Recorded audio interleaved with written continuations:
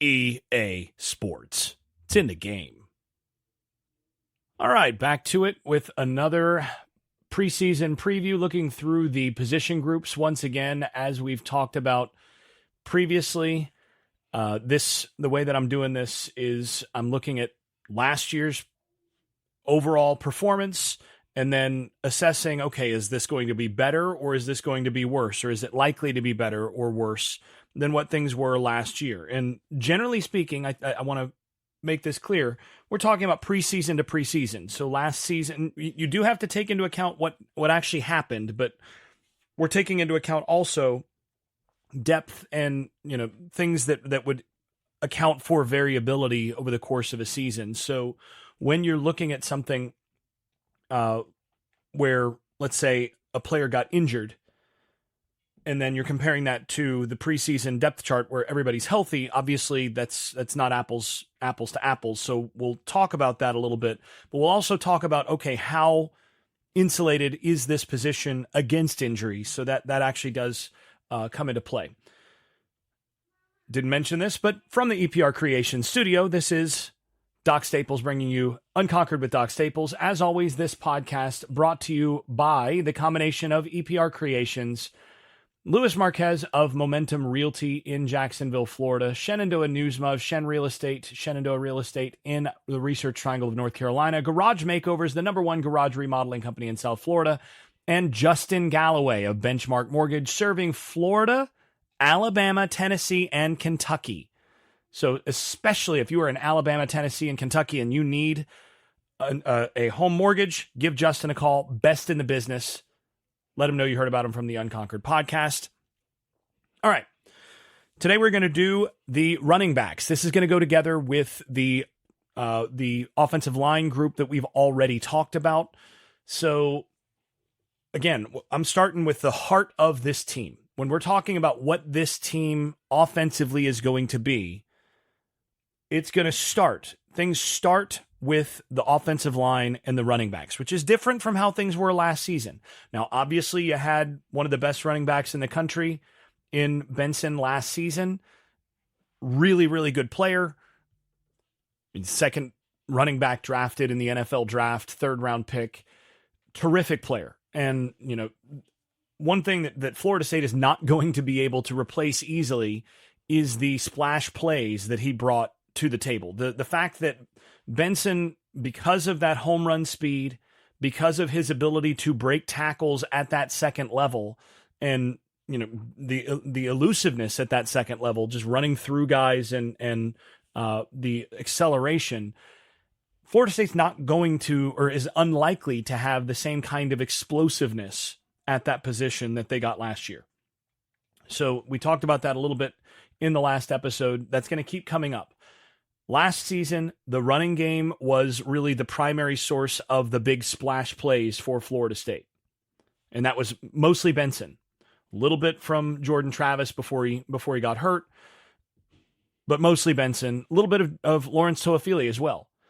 But you don't have that. You're not going to have that in this season in terms of your feature back being more of a home run hitter. You think about Benson. Benson was the home run hitter on your roster.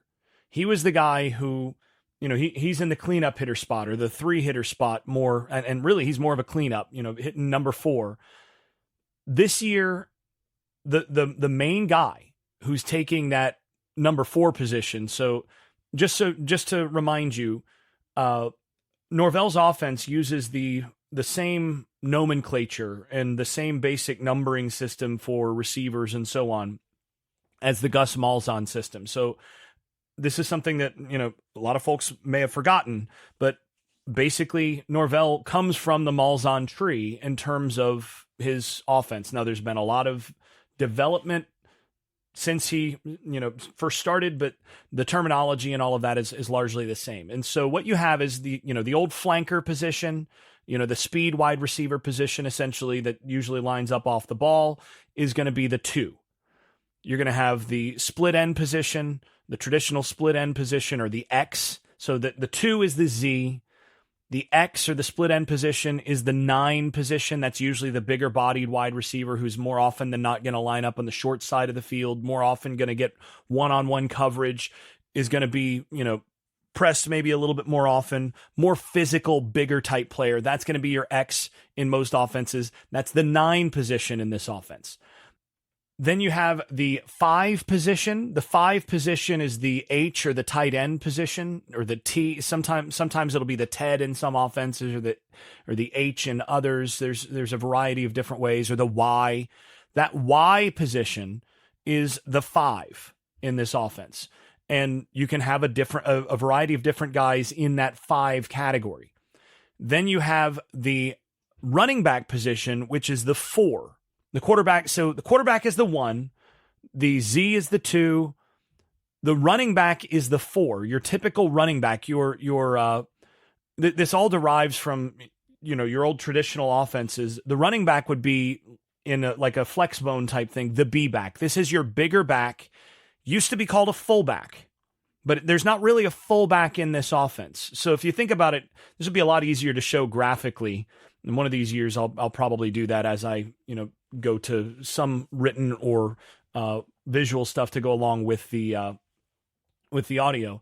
But the way that this works is, if you go back to the old school stuff where you've got basically two guys, that your split end and your tight end, you've got your Z who's off the ball, your flanker, and then you've got 2 backs in the quarterback in the backfield.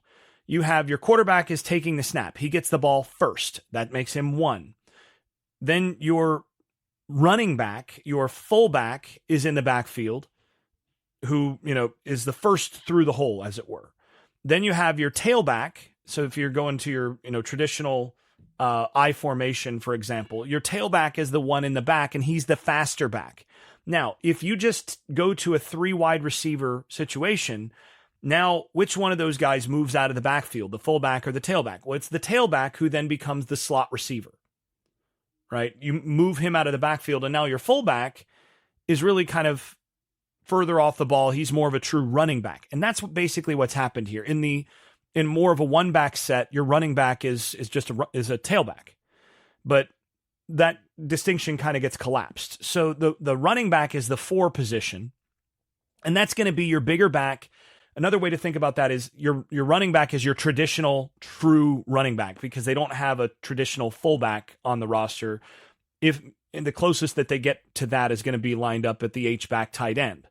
So those guys kind of get lumped together. And then your running backs are going to be your bigger guys. Your Roydell Williams at that spot this year, Trey Benson last year at your running back position. Then you have the 3 position. So you've got 1, 3, and 4 in the backfield. And the reason, by the way, the Z is the 2 is that this goes back to when you had 3 backs in the backfield. And the first one to move out was one of the, if you go back to like the old wishbone days, you have the 2 and the 3 behind the 4, right? So you've got the 1 at quarterback, you've got the 4 at fullback, and then the 2 and the 3 are the 2 wing backs, essentially. You move the 2 out wide as you get to more I formation type stuff, 2-back stuff. And then as you go to more of a 3 wide, you move the 3 out, and all you're left with is the 1 and the 4 in the backfield. Hopefully that makes sense without any sort of graphics here. But in any case, basically what Norvell has done is he has the running back position, which is, like I said, your Trey Benson last year. On this year's team, you've got Roydell Williams, Cameron Davis, and Keziah Holmes as your kind of bigger backs.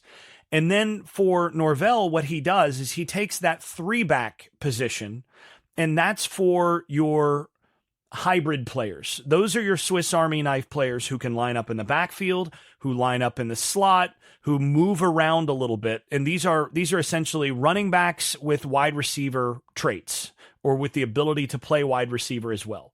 So the guys on the roster for that are Lawrence Toafili, Jalen Lucas, Samuel Singleton. Singleton kind of goes back and forth. He could be either the running back category or the tailback category.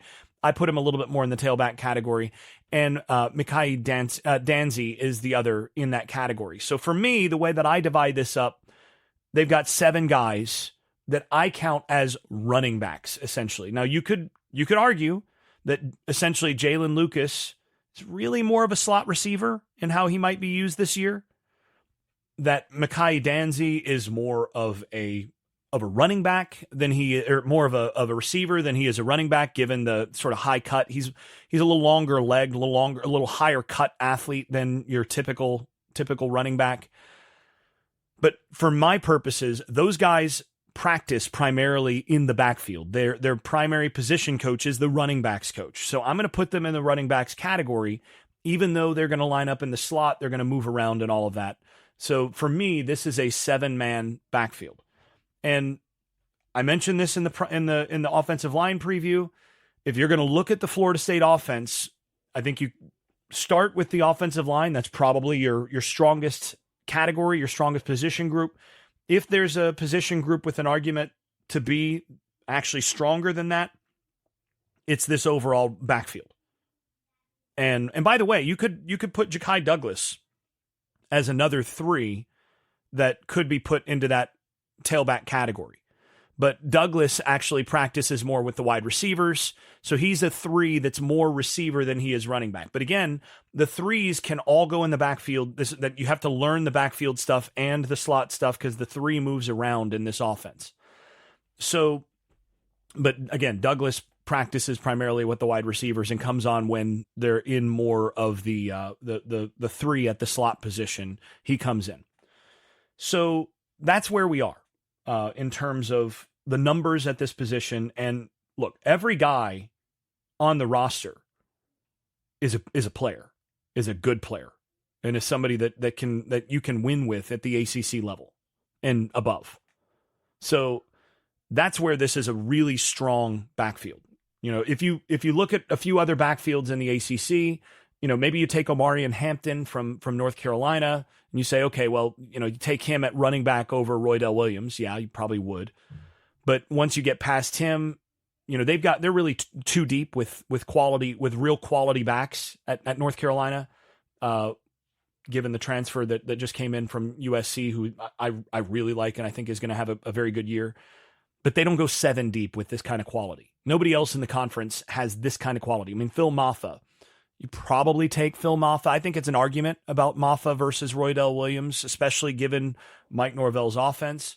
But again, Clemson doesn't have this depth of talent in terms of overall depth in the backfield. And they also don't use their backs quite as much as Florida State is going to this year with the way that they're going to call this game. So the depth is one of the things that stands out first and foremost of this group. You feel like you can absorb the snaps and the wear and tear of a typical season with the guys that you have on this roster.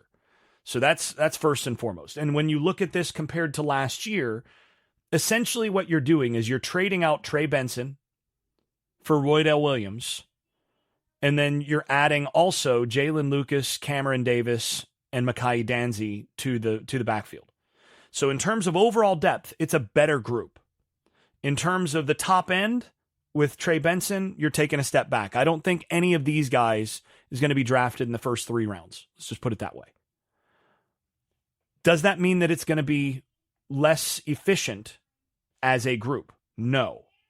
I actually think that this team, this year's Florida State team, is going to run the football a good bit better than last year's.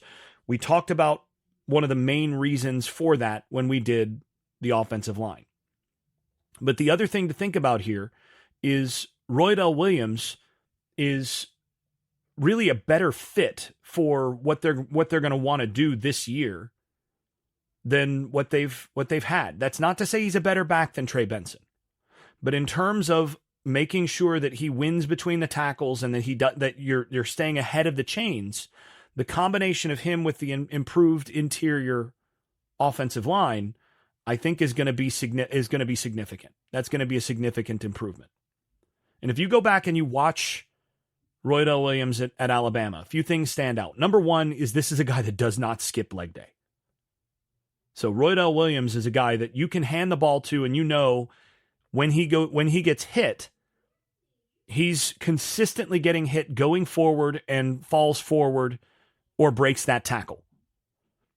Secondly, the thing that stands out even more than that once he actually gets moving is the vision and the feel for setting up his blocks and all that. Now, part of that is Alabama was better on the interior than Florida State last couple years. So he was not dealing with some of the amount of penetration that, say, Trey Benson was. But I've mentioned this. I mentioned this in a guest appearance on another podcast back in the summer.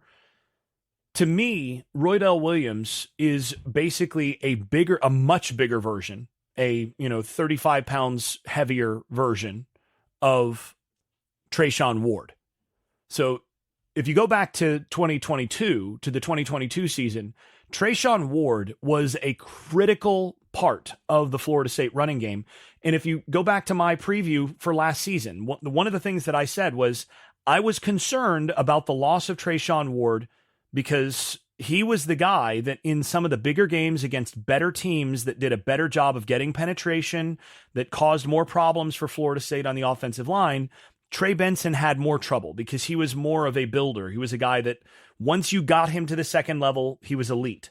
But in getting to the second level, he was not as good as a guy like Trayshawn Ward. And Ward was a guy who, with his vision and his feel and just the feet to work between the tackles and all of that, he more consistently had a higher success rate against better defenses. Roydell Williams is that kind of back. He's a Trayshawn Ward, only instead of being 190 pounds, he's 225 pounds. So that's what you're getting with him.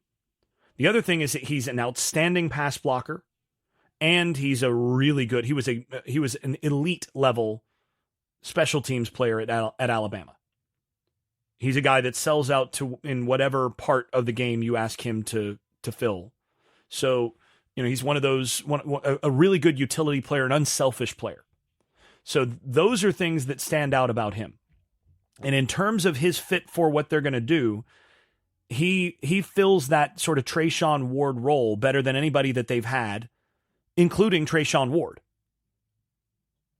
And then along with him, you have Lawrence Toafili as your top three. He's your all-purpose back.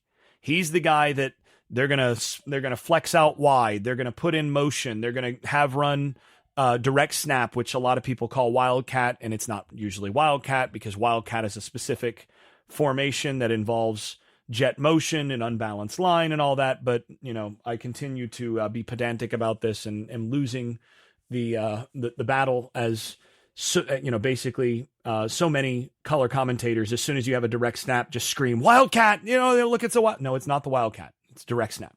But anyway.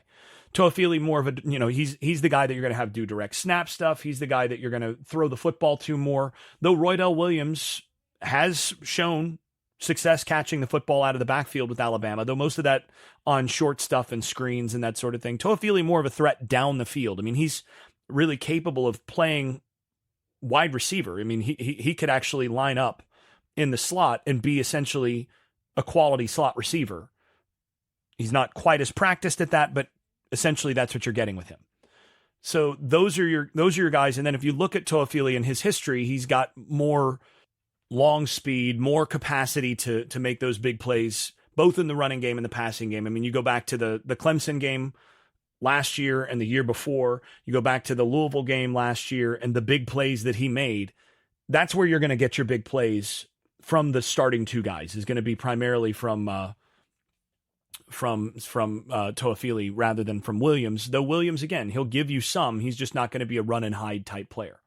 Now, again, the depth behind those guys is really going to help over the course of the season because, again, you're dealing with, if this team has the kind of success that it's hoping to, you're dealing with like a 14, 15 game season. You're going to need to share carries so that your best guys are not basically hurt or super banged up by the time you get to those games that really count late in the year.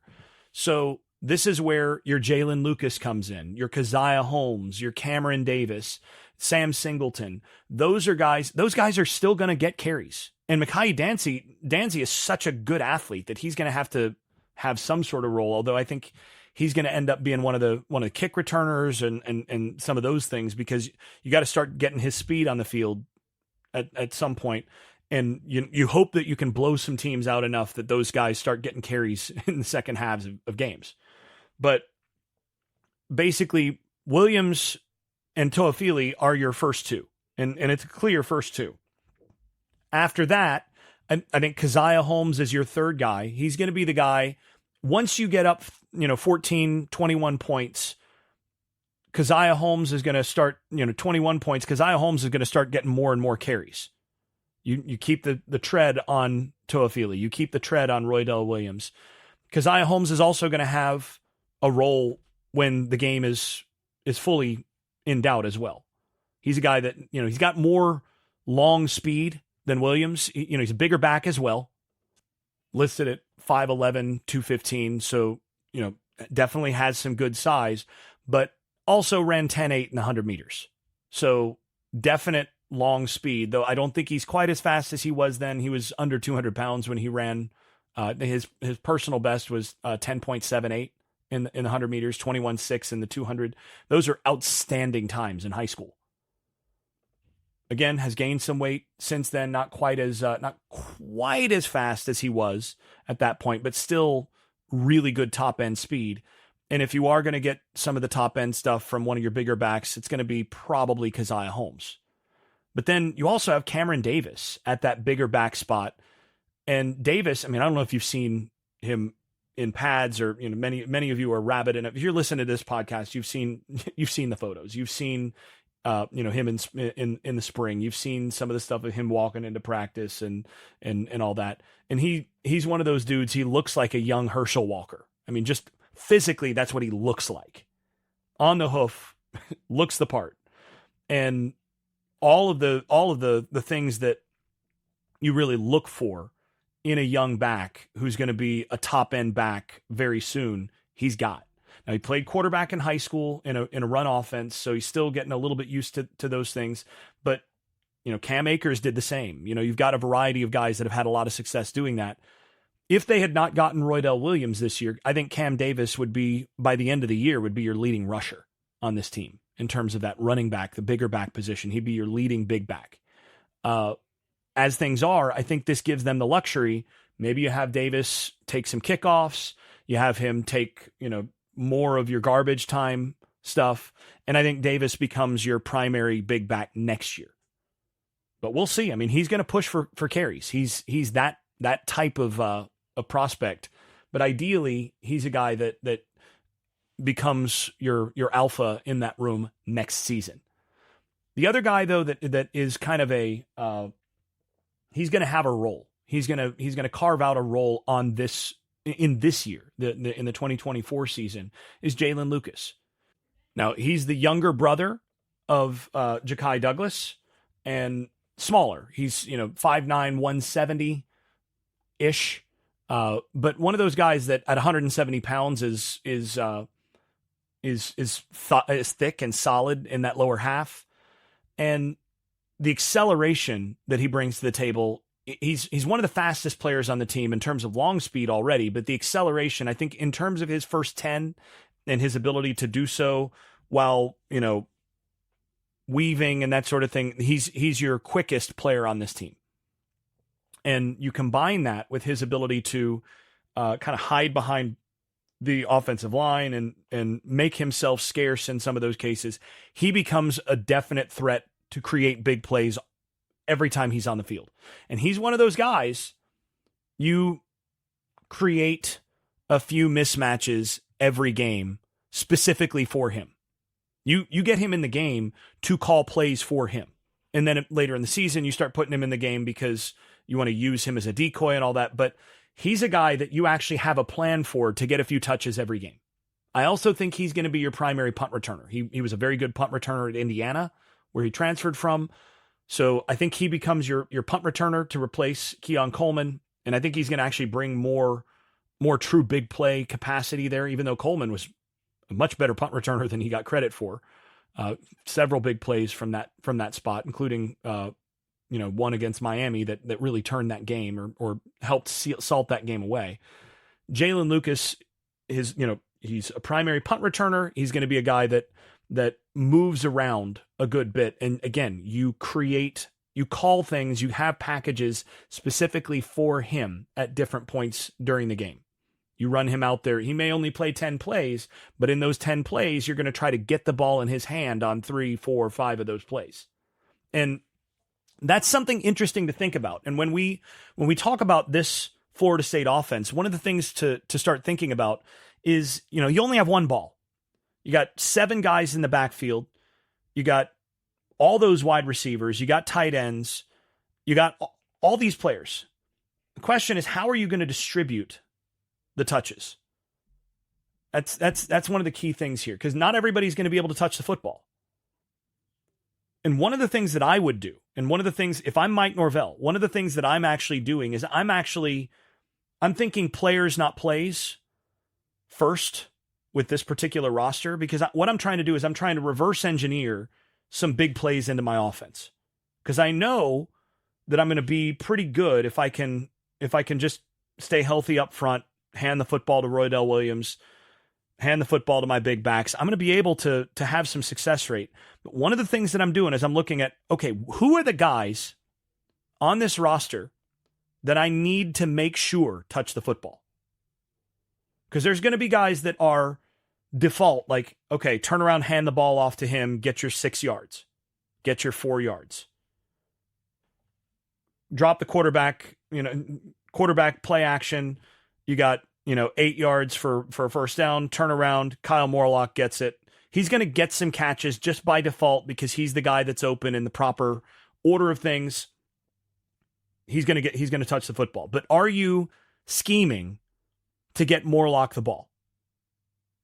Personally, I don't think you do.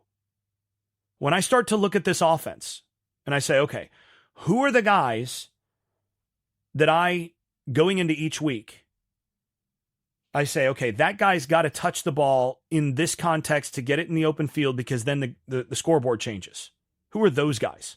And how do I ensure that I have situational calls to know, okay, we're going to call that to make sure we get the ball in this guy's hand in this context with a one-on-one so that this could turn into a touchdown. Jalen Lucas is one of those guys. Lawrence Toafili is one of those guys where you say, okay, I mean, how many times have we seen him have success on the rail route or the wheel route, on, say, you run mesh and you have him running the wheel route, or you have a rail route or a follow route or whatever, where you're doing that specifically to get the ball in the hands of a guy who's really good in the open field and who can make a big play. That's what you're doing.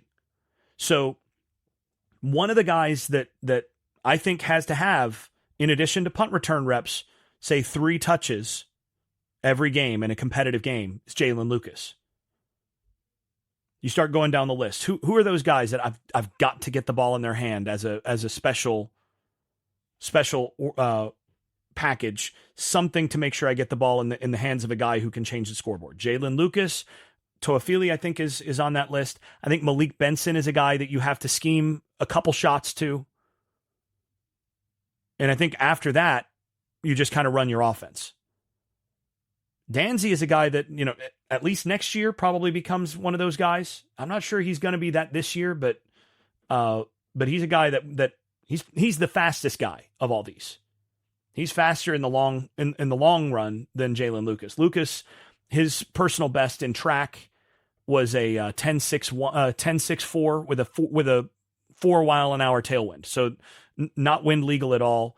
And then, you look at his best times other than that, and they're, 10.8, even 11.1 here early in that season. So, you're looking at a high 10 area. You look at Mekhi Danzy. So moving on to him, the long speed is elite. And those of you who've listened to me for a long time will know that I trust 100-meter times much more than I trust 40 times. Now, 40 times have gotten a lot better with a lot of the camps using, fully automated time and all of that. So that's more standardized now than it used to be. But, I've talked to NFL scouts about this as well. And there's general agreement that if you have a track time on a guy, you don't really need his 40 time. You get 40 tells you a little bit about his acceleration. 100 meters tells you about his true long speed and his speed strength, his ability to keep accelerating and pull away from guys in pads. It's going to tell you more about how a guy's going to carry his pads. A 100-meter guy is going to carry his pads a little more strongly than a guy who's just fast in the 40. Danzy, you're looking at a guy that's 10.57, just slightly over wind illegal, right? Wind aided just slightly. But that's super, super fast.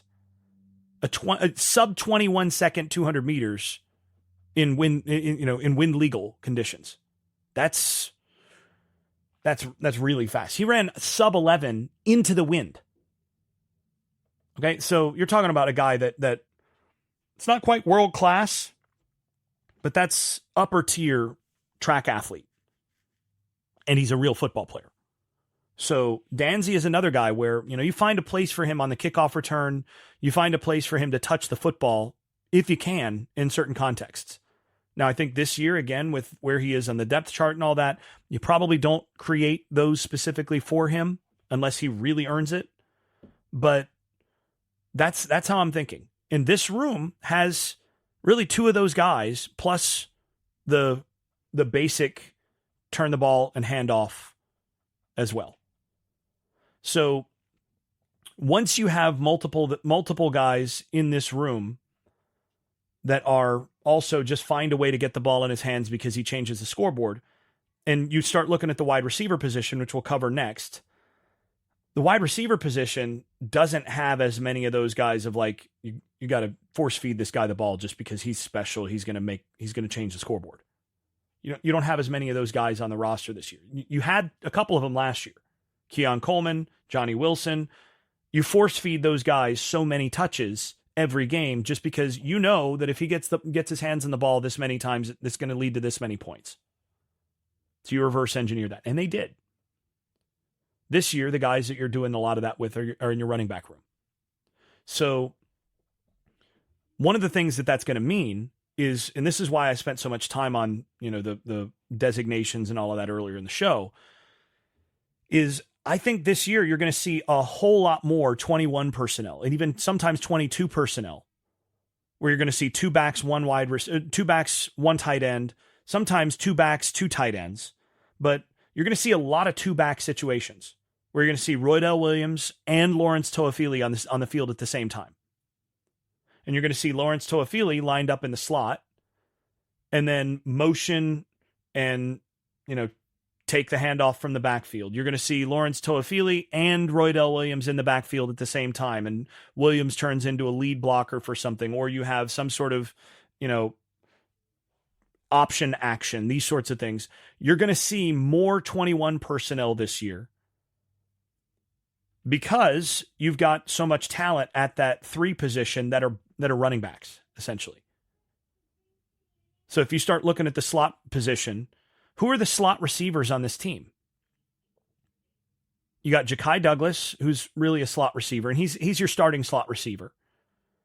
But after Ja'Kai Douglas, you got a freshman, Luane McCoy, you got a freshman, Camden Fryer, and it would be maybe Destin Hill, although Hill could have started on the outside as well. Without Destin Hill, who would have been one of those guys that maybe you're specifically planning for, without Destin Hill, Ja'Kai Douglas is really your veteran, your starter in the slot. And, Jaylen Brown can play in there as well, but Brown is also playing at the 2 spot. When you look at that position, do you say, okay, do you get more value out of Ja'Kai Douglas being on the field at 3 or Lawrence Toafili being on the field at 3? And some of the position flexibility that Toafili does. Because what's going to happen is you put 2 backs on the field, and a lot of teams are going to have to consider going a little bigger because now you've got an additional blocker, an additional back in the backfield. And now you may get a different coverage guy on Toafili than what you're getting on Ja'Kai Douglas. So some of that's going to be contingent on the kinds of matchups that they think they can get defensively.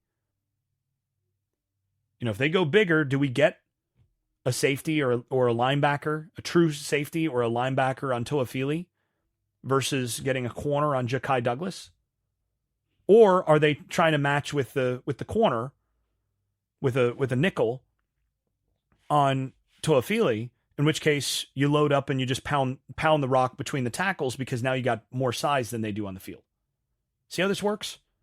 So that's really how this offense, one of the things that they're going to do a lot is they're going to force defenses to determine whether or not they actually want to match personnel to 2 backs and go bigger, or do they want to stay smaller with a true nickel corner on the field, in which case run at that nickel corner with a bigger back. Make that guy tackle. Make their defensive backs tackle. Leave that guy as the guy that the back that is responsible. He's the unblocked guy responsible for the back. Is he going to consistently make that tackle? Those are the things that they want to do. And then if they put an extra linebacker on the field, now can that linebacker match up with Jalen Lucas or Lawrence Toafili? That's what they're going to do a lot of. Really interested to see how that works. But this is a really good running back room. And I think it's going to have, I think you're going to see the success rate significantly climb this year compared to last year. You're going to see the explosive play rate probably dip just a little bit, although Lucas could potentially contribute to keeping that higher. But I think the success rate is going to be significantly higher. So it's going to be a little more traditional offensively than what last year's was, where you got more big plays from the running game and more possession from the passing game. This year is going to be flipped and going more in the traditional direction there. All right, well, that's going to do it here. Didn't spend too much time on the on the advertisers for the show, but as always, thank you so much for those guys for all that they've done to make sure that I can keep doing this. And we'll wrap there. We'll do the wide receivers next. Talk to you then. This has been the Unconquered Podcast with Doc Staples. I'm your host, Doc Staples. Thanks for listening. If you've been enjoying this podcast, please leave a 5-star rating over at Apple Podcasts and wherever else you listen to podcasts. Post and repost episodes on social media and tell a friend. And if you haven't left a review in a while, do it again. It really does help the visibility of the podcast. Before we go, I'd also like to thank my advertising partners once more. That's EPR Creations, Louis Marquez of Keller Williams Realty in Jacksonville, Florida, Shenandoah Real Estate in the Research Triangle of North Carolina, Garage Makeovers, the #1 garage remodeling company in South Florida, and Justin Galloway of Benchmark Mortgage, serving Florida, Alabama, Tennessee, and Kentucky. You can also stop by the Unconquered Shop at unconqueredpodcast.com, where you can buy stickers, pins, magnets, t-shirts, and other swag. And thanks also to all those supporters over at Patreon, where I post video analysis and field questions for the podcast. I am especially grateful to those above the dynasty level. That is Andrew Garrett, Brian Leininger, Neil Cook, Casey Kidd, Chris Chartrand, Dave Blair, Hector Cartagena, Jack Horton, Jimmy Van, Jonathan Kennedy, Keith Cheney, Lee Caswell, Tyler Kashishke, Vince Calandra, and Bert Bertoldi. You all are far more generous than I deserve. I'm really grateful. Thanks to you all. This has been Unconquered with Doc Staples. I'm your host, Jason Staples. Thanks for listening, and thanks for your support. I made this.